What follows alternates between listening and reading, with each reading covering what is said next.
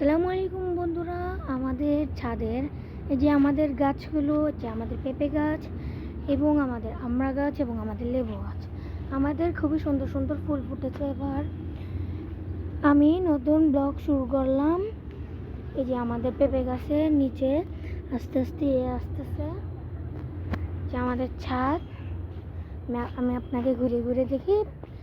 প্রতিদিন আমি আপনাদের জন্য ছাদের এবং আমাদের ফ্যামিলি মেম্বারদের সাথে ব্লগ বানাবো, ওকে। এবং বিভিন্ন খাবারের আইটেমেরও ব্লগ বানাবো, যেমন ফুচকার মধ্যে বোম্বাই মরিচ দিয়ে খাওয়া এবং বিভিন্ন ঝাল জিনিস, বিভিন্ন মোমোস, বিভিন্ন নুডলস, স্পাইসি বিভিন্ন জিনিস, এরকম আমরা ট্রাই করবো, ওকে। এখন আমি নতুন ব্লগ শুরু করেছি, তো তাই আমি এত ব্যাপারে কিছু জানি না। আপনারা প্লিজ আমাকে কমেন্ট করে জানিয়েন আমি কি কি করতে পারি, আমার ফ্যামিলিতে আমি কি কি অসাধারণ জিনিস